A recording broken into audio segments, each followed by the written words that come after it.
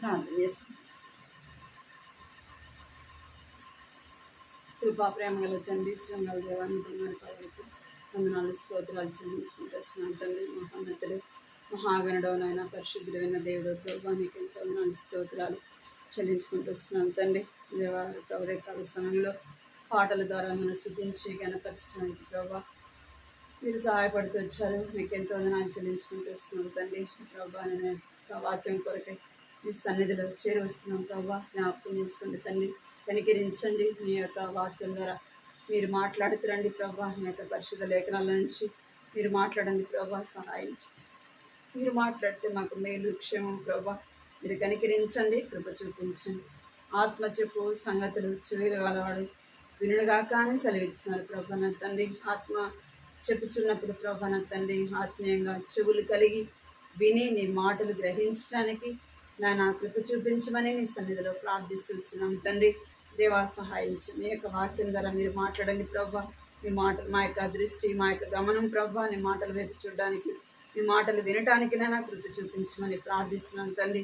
దేవా ఇంకా నువ్వు రావాల్సిన వారిని తీసుకురండి ప్రభా. కృప చూపించి నిలబడి నేను కూడా బలహీనరాలని ప్రభా, చేతగాని దాన్ని తండ్రి మీ ప్రజల మధ్య నిలబడటానికి ఏమాత్రం విగ్రహాలు కాదు. కనికరించండి, కృప చూపించండి. మీరే వాక్యం ద్వారా మాట్లాడుతురమ్మని మాకు అవసరమైనవి ప్రభా మీరు అనుగ్రహిస్తురమ్మని.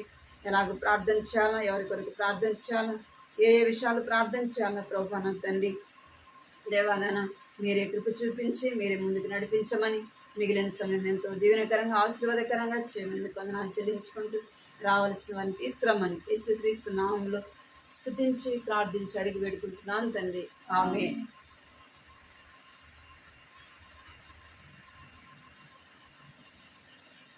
వాక్యం చదువుతున్నాను. యెషయా గ్రంథం 55వ అధ్యాయం 6వ వచనం. గత వారం చూసాము.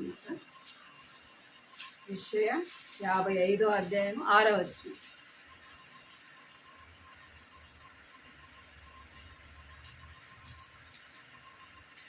ఆ మాటని చదువుతాం. తీసిన వాళ్ళని చదువు.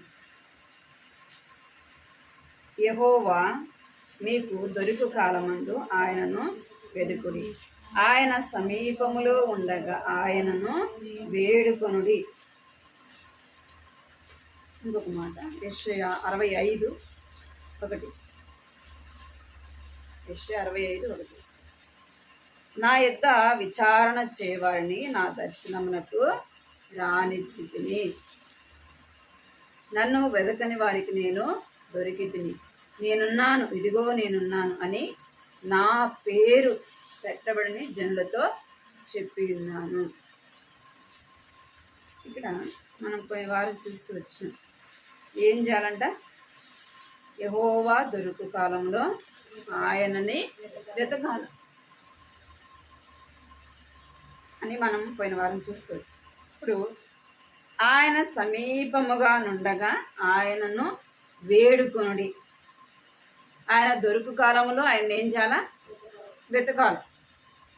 ఆయన వచ్చిపోయిన తర్వాత మనం వెతికితే కూడా కనబడదు. అందుకే ఆ యొక్క సొలొమితి తన ప్రియుడు వచ్చి తలుపు తట్టినప్పుడు ఆమె ఏం చేయలేదు, తలుపు తీయలే. తర్వాత ఆమె ఏం చేస్తూ వచ్చిందంటే ఆయనను వెతుక్కుంటూ పోయింది. అంటే మనం యేసు ప్రభు దొరికే కాలంలో మనం ఆయన ఏం చేయాలా? వెతకాలి. అందుకే యేసు ప్రభు ఉన్నప్పుడు ఏం చేస్తూ వచ్చినారు? కుష్ఠరోగులు ఆయన దగ్గరికి వచ్చి స్వస్థపరచబడుతూ వచ్చినారు కదా. జక్కయ్య కూడా ఆ యేసు ప్రభు ఈ మార్గం గుండా వెళ్తున్నాడు అని తను విన్నప్పుడు ఏం చేస్తూ వచ్చినాడంటే, యేసు ప్రభు నేను చూడాలా కదా, ఆయన ఇటు పోతున్నాడు కదా, నేను ఆయన్ని చూడాలి అనుకున్నాడు అని ఆయన కోసం ఏం చేస్తున్నాడంటే చెట్టు మీద ఆయన వచ్చేంతవరకు ఏం చేస్తూ వచ్చినాడంట, ఎదురు చూస్తూ వచ్చినాడు కదా. ఇంకా కొంతమంది కుష్ఠరోగులు, గుడ్డివాళ్ళు, వారందరూ కూడా ఏం చేస్తూ వచ్చినారు? యేసు ప్రభు ఆ మార్గం గుండా వెళ్తున్నాడు అని వారికి తెలిసినప్పుడు ఏం చేస్తూ వచ్చానంటే, దావీదు కుమారుడా మమ్మల్ని కరుణించు అని ఆయన్ను ఏం చేస్తూ వచ్చినారంటే అడుగుతూ వచ్చినారు. ఎందుకు అంటే ఆయన దొరికేది ఇప్పుడే కదా, ఆయన మార్గం గుండా పోతున్నాడు, ఆయన వలన నాకు సహాయం కలుగుతుందని ఏం చేస్తూ వచ్చినారు అంటే ఆయన వైపు చూస్తూ వచ్చినారు. ఎవరైనా రాజకీయ నాయకులు వస్తున్నారు అంటే మనం కూడా ఏం చేస్తాం, ఆయన వస్తున్నాడు, ఇదే సమయం మన ఊరికి ఏమైనా కావాలంటే కదా, రోడ్లు కావాలన్నా ఇంకా నీళ్ళకైనా ఏదైనాకైనా ఆయన పోయినాక పోతామా? ఆయన రేపు వస్తున్నాడు అంటే ఈరోజు సాయంత్రం ఏమే చేస్తాం, సాటింపు చేసి కదా ఆ ఊర్లో ఉన్న పెద్ద మనుషులు అందరినీ కూడా రమ్మని చెప్తాం. ఆయన వచ్చిపోయినాక పోవచ్చు కదా. ఆయన వచ్చిపోయినాక పోతే ఏమైనా ప్రయోజనం ఉంటుందా? ఉండదు. ఆయన వచ్చినప్పుడే. అందుకే మనం కూడా ఆయన ఎప్పుడు వెతకాలంట, ఆయన దొరుకు కాలములోనే ఆయనను వెతకాలి. ఇప్పుడు కింద మాట రాయబడింది, ఆయన సమీపములో నుండగా ఏం చేయాలంట, ఆయనను వేడుకొనుడి. ఆయన ఎట్లా ఉన్నాడంట, సమీపముగా. అంటే నువ్వు పిలిస్తే పలుకుతాడు. ఏం చేస్తాడంట, నువ్వు పిలిస్తే పలుకుతాడు. నువ్వు ఎన్నిసార్లు పోయినా ఇన్నిసార్లు ఎందుకు వస్తావు అని అంటాడా? అదే మనం ఎవరింటికన్నా వెళ్తే ఒక్కరోజు ఒకవేళ 2-3 సార్లు పోయినామంటే ఏమంటారు, మన అన్నారు కానీ ఏమంటారు, ఊరికే వస్తున్నారు అంటారు కదా. అదే దేవుడు ఏమంటున్నాడు అంటే, నువ్వు ఎన్నిసార్లు వచ్చి ప్రార్థన చేసినా. అందుకే దావీదు రాజు ఎన్నిసార్లు చేసినాడంట, దినమునకు 3 సార్లు ప్రార్థన చేసినాడంట. 7 మార్లు స్తుతించినాడు, 3 మార్లు. అంటే ఎన్నిసార్లు మనము ఆ ప్రార్థన చేస్తే, ఆయనను వేడుకుంటే ఆయన ఏమన్నాడు, త్రోసివేనే త్రోసివే. ఎందుకు ఇన్నిసార్లు వస్తున్నావు నువ్వు అంటాడా? ఎంతమంది ప్రార్థన చేస్తుంటారు రోజుకి కదా. కొంతమంది నిత్యము ప్రార్థన చేసేవాళ్ళు లేరా? ఉండాలి. నిత్యము ప్రార్థన చేసేవాళ్ళు ఉండాలి. అంటే అక్కడ మనకు రాయబడిన మాట ఏంటంటే, ఆయన సమీపంలో ఉండగా వేడుకును. నీ కుటుంబము కొరకు, నా కుటుంబము కొరకు, మన సంఘము కొరకు మనం ప్రార్థన చేయాలంటే ఏం చేయాలంట, ఎప్పుడు చేయాలా? ఆయన సమీపముగా ఉన్నప్పుడే చేయాల. మరి ఆయన ఉండడా? ఉంటాడు. కానీ నీకు సమయం ఉంటుందో ఉండదు కదా. మనకి సమయము ఉంటుందో ఉండదు. అందుకే అంటున్నాడు, ఏం చేయాలంటే ఆయన సమీపముగా ఉండగా ఆయనను వేడుకొనుడి. ఆయన సమీపముగా మనకు ఎప్పుడు ఉంటాడు. దేవుడు ఏం చేస్తాడు, ఎప్పుడు కూడా సమీపముగానే ఉంటాడు. మరి సమీపముగా ఉండండి ఎవరు? మనమే ఉండవు. మన యొక్క అజ్ఞానత్వాన్ని బట్టి మనం ఏమైపోతాం, ఆయనకి దూరం అయిపోతాం. అందుకే యెహోషాపాతు ఏం చేస్తూ వచ్చినాడంటే, ఒకప్పుడు దేవునికి ఇష్టముగా ఉన్నవాడే యెహోషాపాతు రాజు, దేవునికి ఇష్టముగా ఉన్నవాడే. అంటే తన యొక్క బుద్ధిహీనతను బట్టి ఆహాబుతో ఏం చేస్తూ వచ్చినాడంటే వియ్యమొందుతూ వచ్చినాడు. మన ఇద్దరము అంటే వారిద్దరు ఏమైతే వచ్చినాడంటే దోస్తులుగా చేపట్టు. ఆహాబు ఎవరు? దేవుని మాట వినేవాడు కాదు, దేవునికి లోబడేవాడు కాదు. అందుకే ఆహాబు వియ్యమొందులకు ఆహాబు అంటున్నాడు, నాతో పాటు నువ్వు కూడా యుద్ధానికి రా అన్నాడు. చూడండి ఆ మాట 2వ దినవృత్తాంతములు 18వ అధ్యాయం 13వ వచనం 31వ వచనం చదవండి. 2వ దినవృత్తాంతములు తీసిన వాళ్ళు 18:31.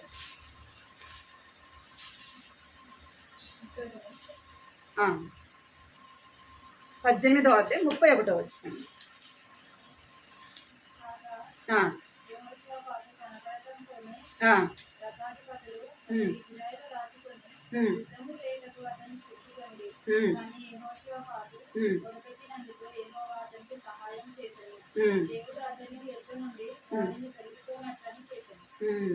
ఇక్కడ యెహోషాపాతు ఏం చేస్తూ వచ్చినాడంటే, అన్యులతో సాహసం చేస్తూ, ఈ ఆహాబు రాజుతో సాహసం చేస్తూ ఏం చేస్తున్నాడంటే, ఆ యొక్క అజ్ఞానత్వాన్ని బట్టి ఏం పొందినాడు, యుద్ధానికి వెళ్ళినాడు. యుద్ధానికి వెళ్ళినప్పుడు తనే రాజు అనుకొని ఆ శత్రువులు ఏం చేస్తారంట, తన మీదకి వచ్చినప్పుడు తన తప్పు తెలుసుకొని ఏం చేస్తున్నాడంట, యెహోవాకు మొరపెట్టెను, ప్రవ్వా నువ్వే నన్ను కాపాడు, నువ్వే నన్ను రక్షించు అంటే దేవుడు ఏం చేస్తూ వచ్చినాడంట, తన చుట్టూ ఉన్న యొక్క శత్రువులను ఏం చేస్తూ వచ్చినాడు, తరిమి వేస్తూ వచ్చినాడు. అంటే మన అజ్ఞానత్వాన్ని బట్టి మనం ఏం చేస్తుంటామంట, శ్రమలను కొని తెచ్చుకుంటాం. మనము మనకు కలిగిన యొక్క కష్టంలో ఎవరు గుర్తు రావాలా? దేవుడు, నా దేవుడు నాకు ఎప్పుడు సమీపముగా ఉండేవాడు. నేను ఎప్పుడు పోయినా, నేను ఏ సమయంలో ఉన్నా, నేను ఎక్కడ ఉన్నా, నేను ప్రార్థన చేస్తే దేవుడు ఏం చేస్తాడు? నా ప్రార్థన వింటాడు. ఇంకా మన దేవుడు ఎలాంటి వాడు? నీవు నేను నమ్మిన దేవుడు ఎలాంటి వాడు అంటే ద్వితీయోపదేశ కాండము 4వ అధ్యాయం 7వ వచనం. 4వ అధ్యాయం 7వ వచనం.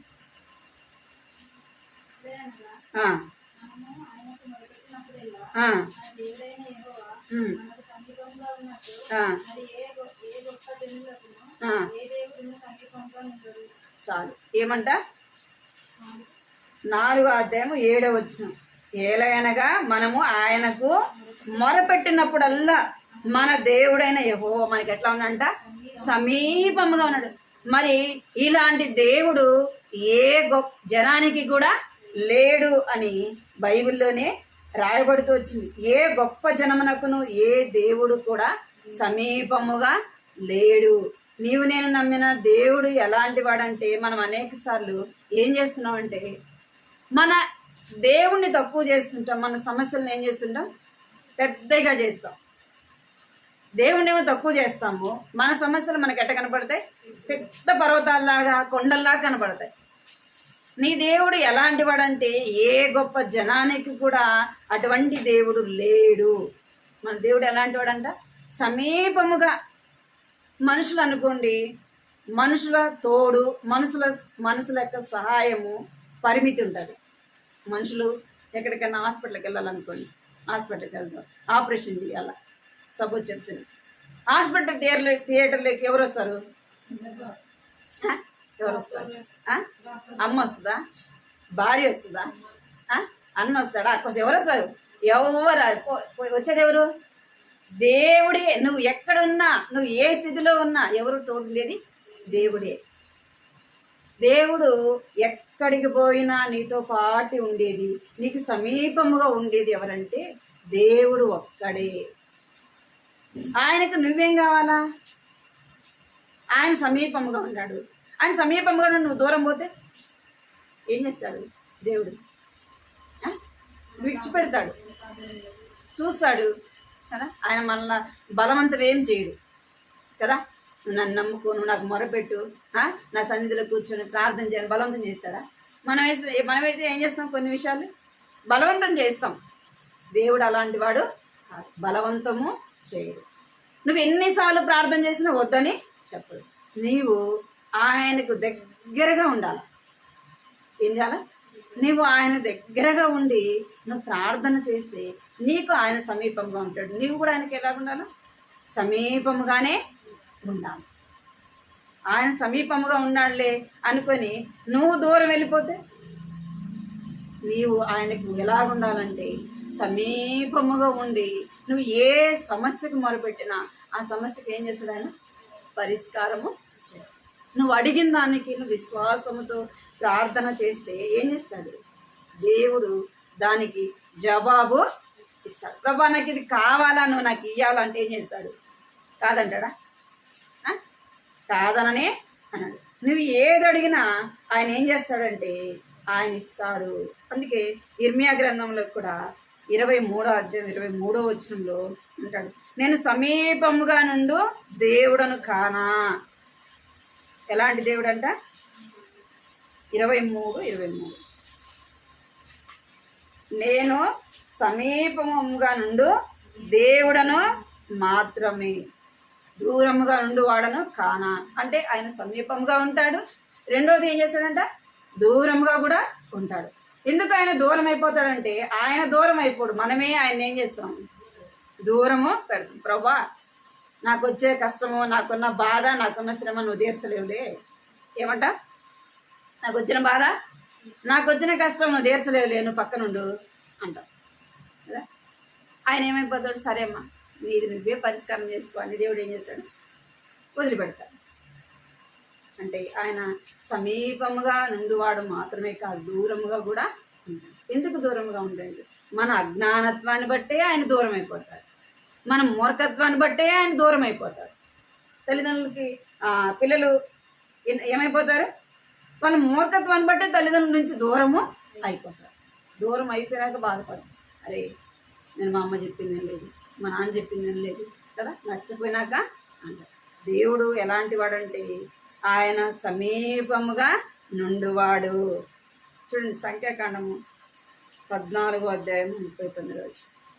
ఇశ్రాయేలు ప్రజలు మొరపెట్టినప్పుడు ఆయన ఎలాగున్నాడంట? దూరముగా ఉంటూ వచ్చినాడు వారి యొక్క అజ్ఞానత్వాన్ని బట్టి. సంఖ్యాకాండం 14:39. 14:39.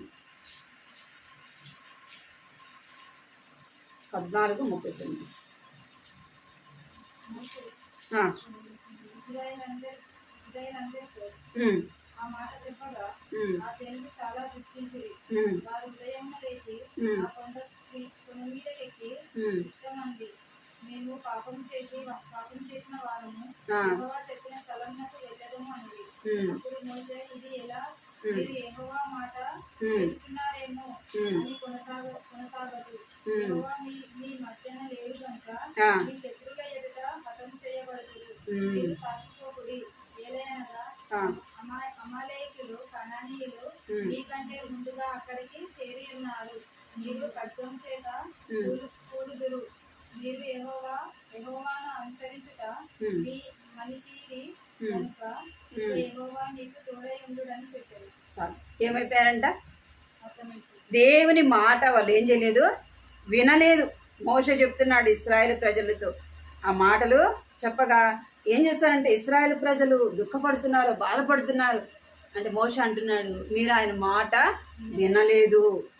ఆయన మాట వినక ఆయన మీరు ఎలాగున్నారంట? తృణీకరించిన వారుగా, త్రోసివేసిన వారుగా ఉంటున్నారు. మీరు పోవద్దు. దేవుడు మీకేం లేడు, తోడుగా లేడు. మీకంటే ముందు ఎవరు పోయినారు? మీ శత్రువులు పోయినారు. దేవుడు మీకు తోడుగా లేడు.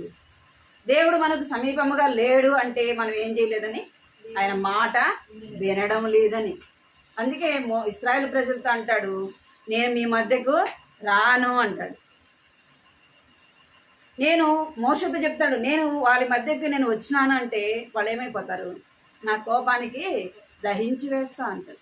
మోషే ఎలాగున్నాడంటే దేవునికి సమీపముగా, దేవునికి దగ్గరగా ఉంటూ వచ్చినాడు. అందుకే మోషే దేవునితో ఎలాగా మాట్లాడుతున్నాడంటే ముఖాముఖిగా మాట్లాడుతున్నాడంట. ముఖాముఖిగా అంటే ఇప్పుడు నేను మీకు ఎదురుగుండా, మీరు నాకేం చేస్తున్నారు? ఎదురుగానే కనబడుతున్నా. అంటే మోషే దేవునితో ఎలాగ మాట్లాడుతున్నాడంట? ముఖాముఖిగా. అంటే ఇప్పుడు మనం ఎట్లా మాట్లాడుకుంటున్నామో అలాగే మాట్లాడుతూ వచ్చినాడు దేవునితో. అయితే ఆయన ముఖాన్ని మోషే చూడలేదు, కానీ స్వరం అయితే ఏం చేస్తున్నాడు? దేవుని చూసి ఏ నరుడు కూడా ఏం చేయలేడు, బ్రతకడు. అందుకే దేవుని స్వరం మోషేకి వినపడుతుంది. మోషే కూడా ఏం చేస్తున్నాడంట? దేవునితో మాట్లాడుతుంది. మరి అలా ఎట్లా మాట్లాడగలుగుతూ వచ్చినాడు మోషే అంటే? మోషే దేవునికి ఎట్లా ఉన్నాడు? సమీపముగా, అంటే దగ్గరగా. అంటే మోషేని దేవుడు ఎప్పుడు పిలిస్తే అప్పుడు పలికే విధంగా ఉన్నాడు.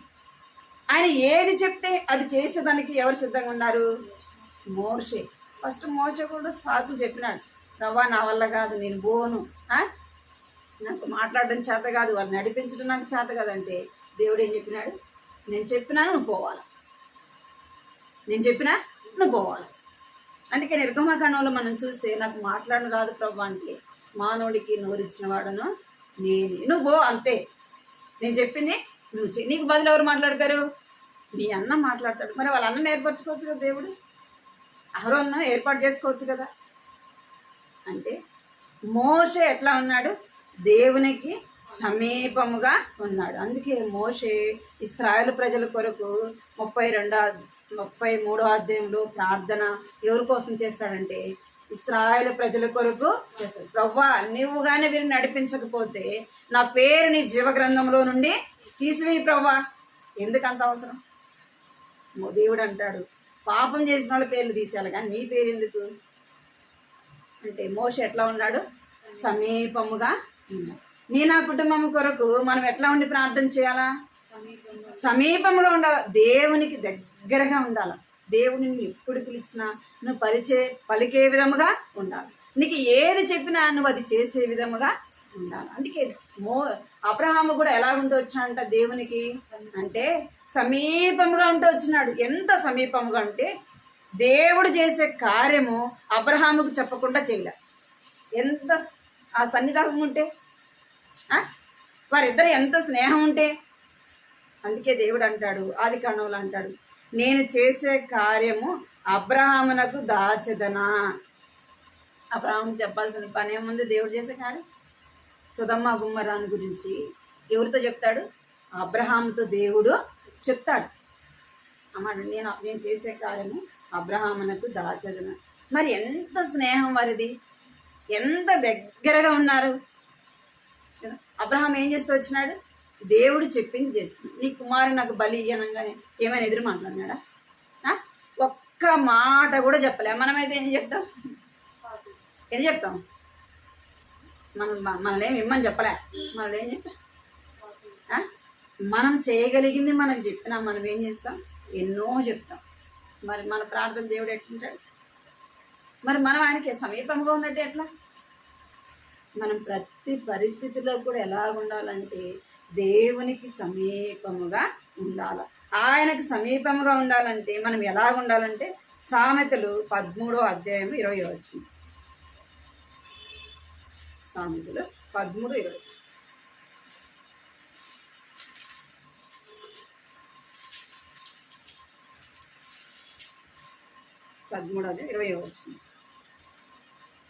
జ్ఞానులతో సహవాసం చేయవాడు జ్ఞానము గలవాడు, మూర్ఖులతో సహవాసం చేయవాడు చెడిపోవును. ఆయన సమీపంగా ఉండాలంటే మనం ఏం చేయాలంట? ఆయనతో సహవాసం చేయాలి. ఎవరితో? దేవునితో సహవాసం చేయాలి. ఆయనతో సహవాసం చేస్తే మేలు. ఎవరితో చేస్తే? దేవునితో. మనసుతో చేస్తే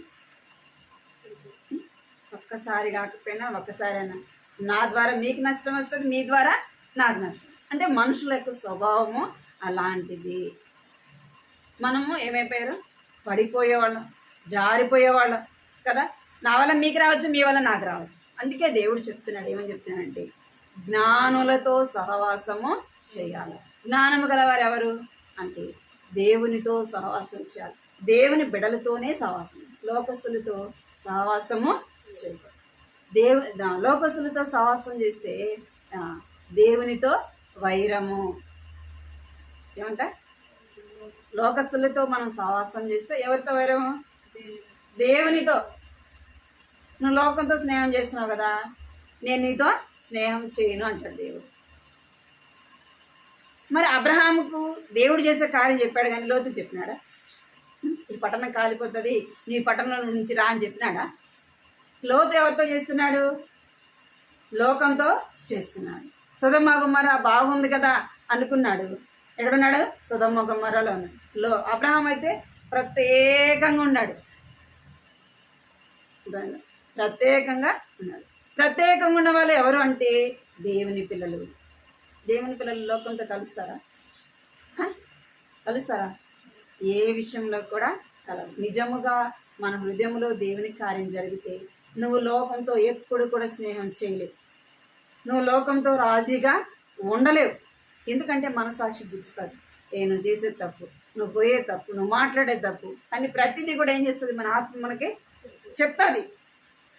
మన ఆత్మను మనం చంపుకుంటే తప్పితే మనం పోలేం. అర్థమైందా? మనం ఎవరితో సాహసం చేయకూడదు? లోకముతో సాహసము మూర్ఖులతో సాహసం చేయవాడు ఏమైపోతాడంట? చెడిపోతాడు. అందుకే మనం ఎవరితో సాహసం చేయాలా? దేవునితో సహవాసము చెయ్యాలా. అలాగ మనము దేవునితో సహవాసం చేసేవారముగా ఉండాల. ఆయన సమీపముగా ఉన్నప్పుడు ఆయన మనం ఏం చేయాలంట? వేడుకోవాలి. ఆయన సమీపంగా ఉన్నప్పుడు ఆయన సన్నిధిలో కూర్చొని ప్రార్థన చేయాలి. నీ కుటుంబం కొరకు, నా కుటుంబం కొరకు, దేవుని మందిరం కొరకు, దేవుని పరిచయ కొరకు మనం ఏం చేయాలి? ప్రార్థన చేయాలి. మన బిడ్డల కొరకు మనం ఏం చేయాలంట? ప్రార్థన చేయాలి. మన బిడ్డల చదువులు కానీ, భవిష్యత్తు కానీ చిన్ననాటి నుండి మన పిల్లలు దేవునిలో ఎదగాలి, దేవునిలో వారు ఉండాలి అంటే ఏం చేయాలా? ప్రార్థన చేయాలి. రేపు పొద్దున మీ పిల్లలు హాస్టల్కి వెళ్తారు. ఏం చేయాలి? వాళ్ళు హాస్టల్కి వెళ్ళేటప్పుడు ఇంకా ఏం చేయాలి? వారికి ఒకటి నేర్పించాలి. ఏంది?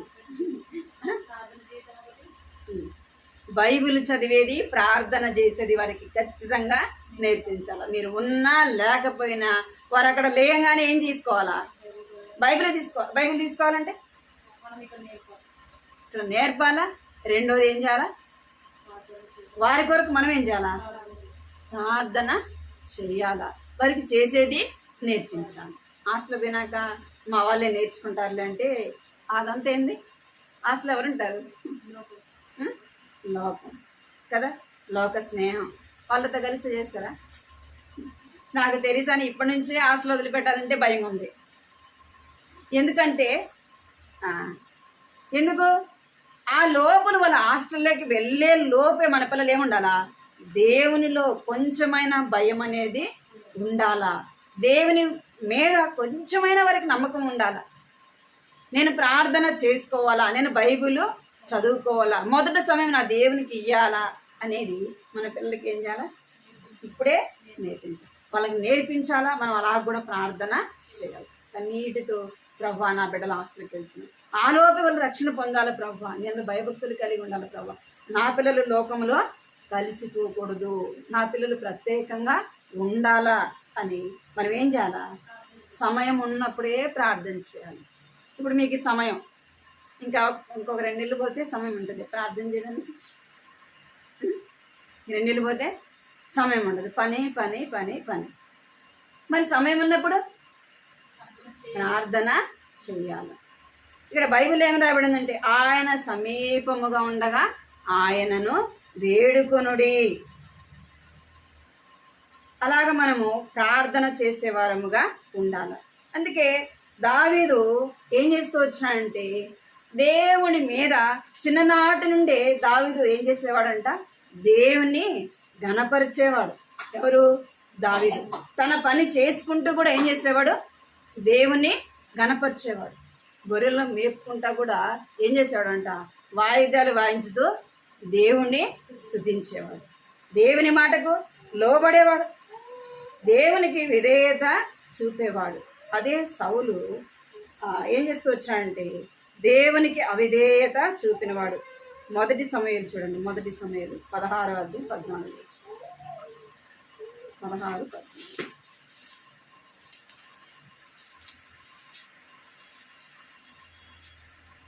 మొదటి సమయాలు 16:14.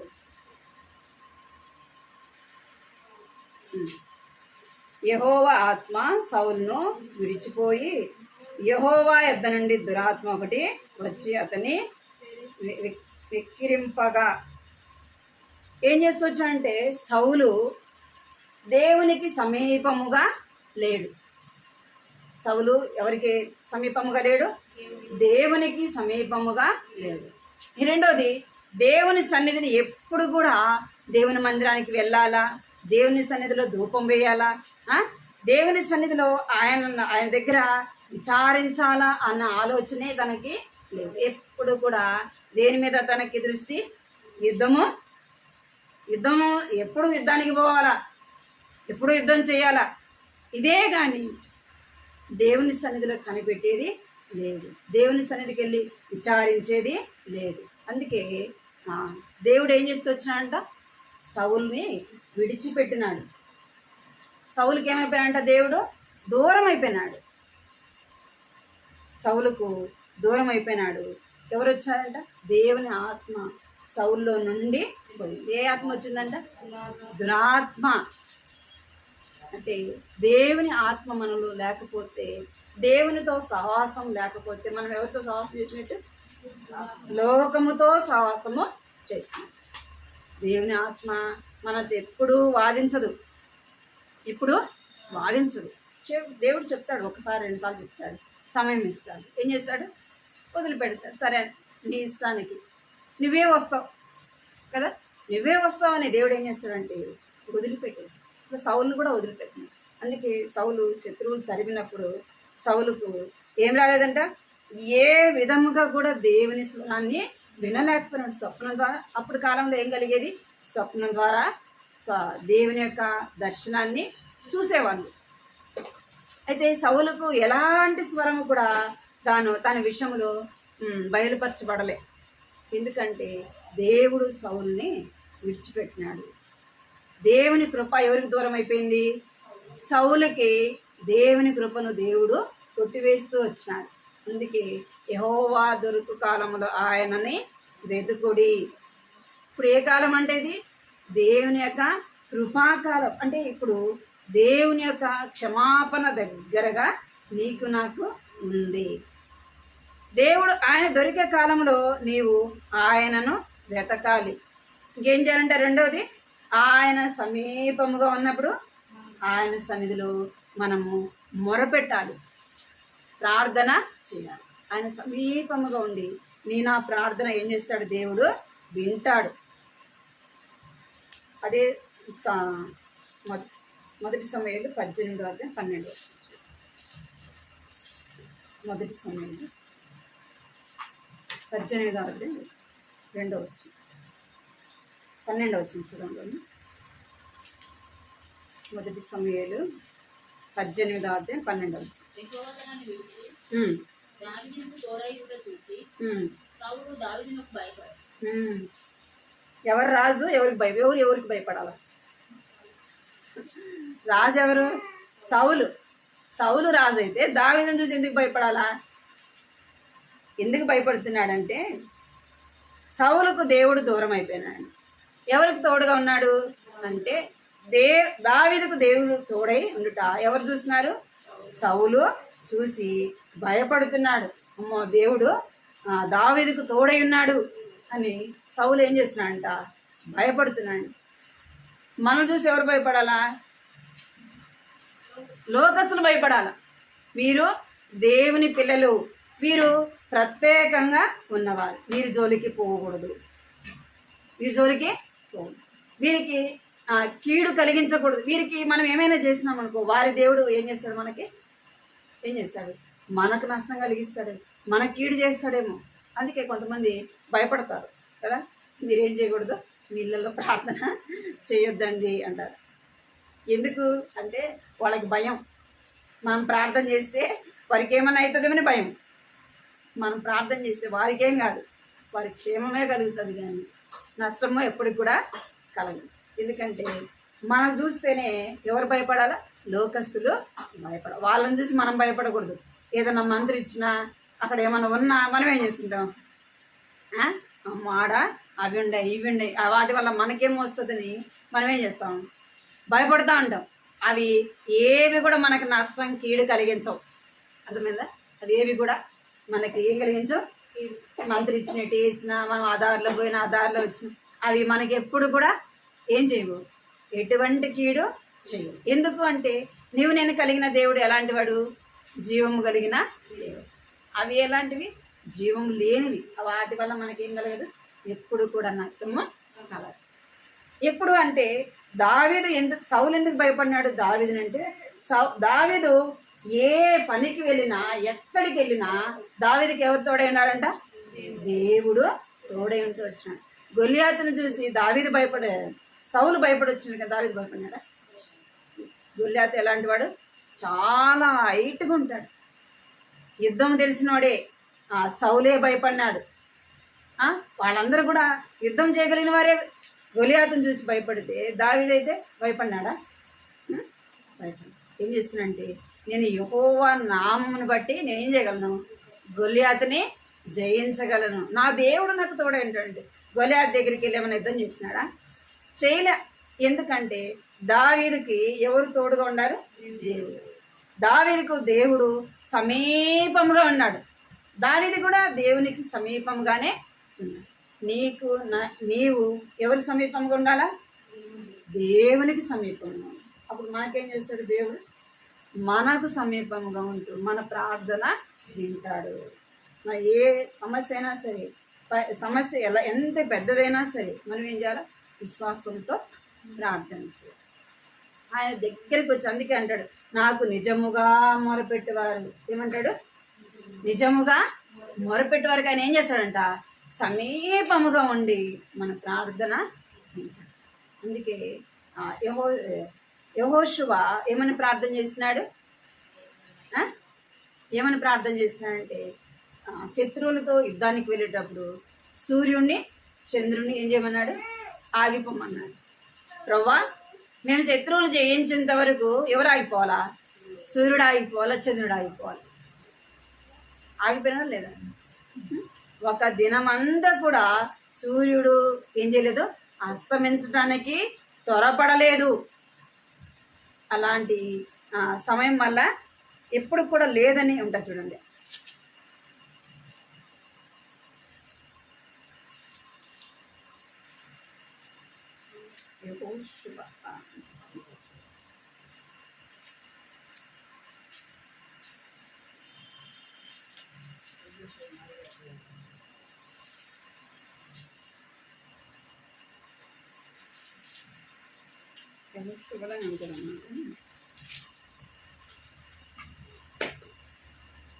అస్తమించడానికి త్వరపడలేదు.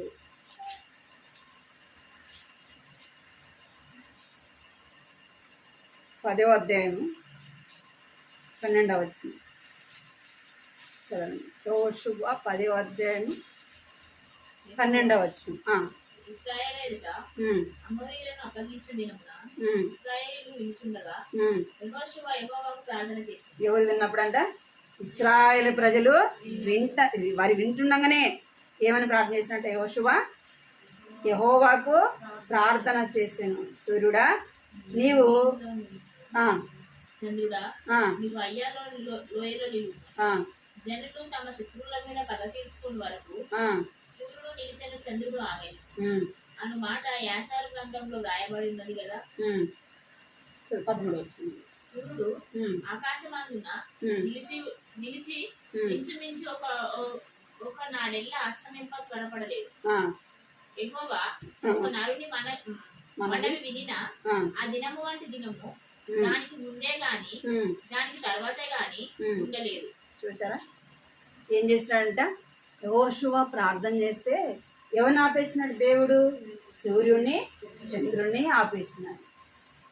మనుషులు దేవుని స్వరం, దేవుని మాట వినాలి కానీ దేవుడు మనుషుల మాట వింటాడా?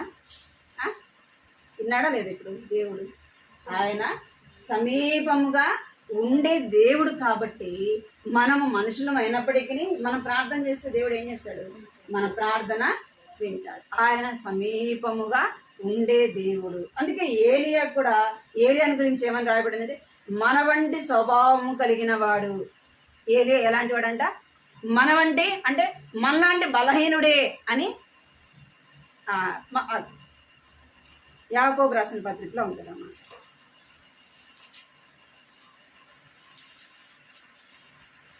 యాకోబు 5వ అధ్యాయము హెబ్రీ తర్వాత వచ్చింది. 5వ అధ్యాయం 16వ వచ్చింది.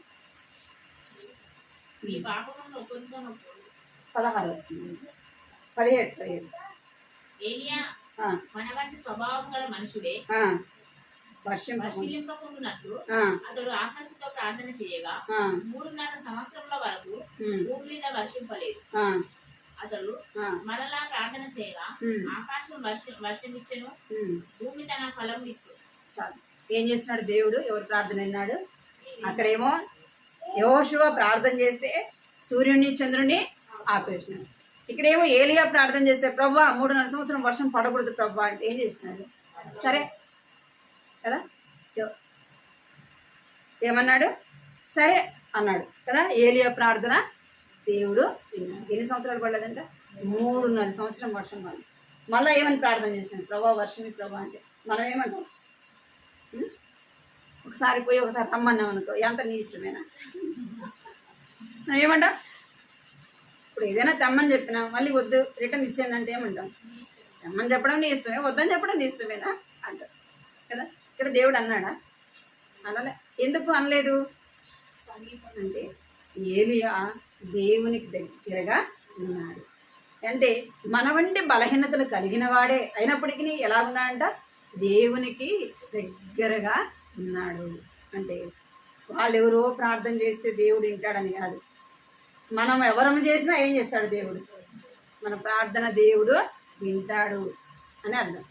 మరి వాళ్ళ బైబిల్లో రాయబడిన వాళ్ళు పెద్దోళ్ళు కదా, అందుకే దేవుడు వారి ప్రార్థన విన్నా. మనం ఏమనుకుంటాం? మనం అనుకుంటాం కదా వాళ్ళ ప్రార్థన దేవుడు విన్నాడు, వాళ్ళు అడిగింది ఇచ్చినాడు. మనం అడిగింది ఇస్తాడో ఏడో కదా. మన యొక్క విశ్వాసం అట్లుంటుంది కానీ దేవుడు ఏమంటాడు? ఎవరు ప్రార్థన చేసినా వింటాడు. ఆడ ఎందుకు రాయబడిందంటే అన్నమాట అంటే మన వంటి అంటే మీలాంటి బలహీనుడు ప్రార్థన చేస్తే నేను విన్నాను, నీవు కూడా చేస్తే నేనేం చేస్తాను? వింటాను.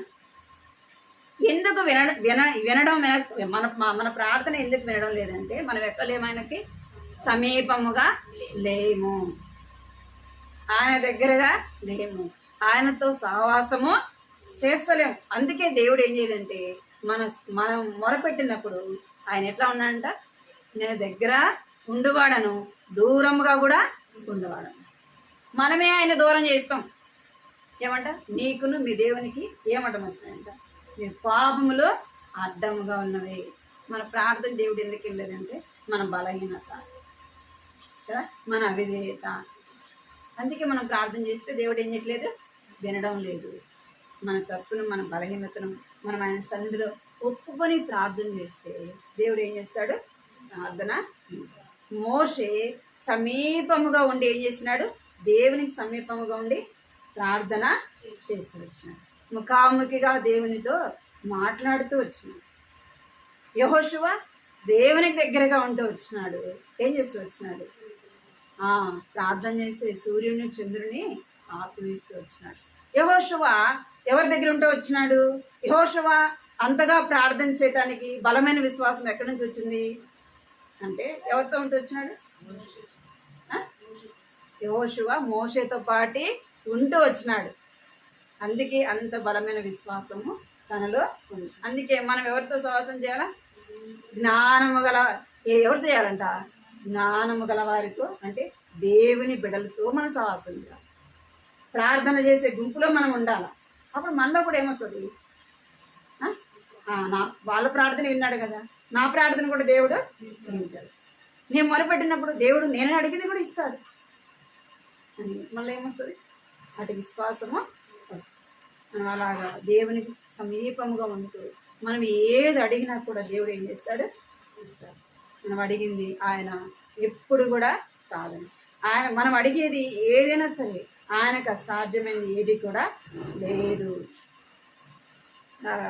మనం కూడా సమీపంగా ఉండి ప్రార్థన చేసుకోవాలి.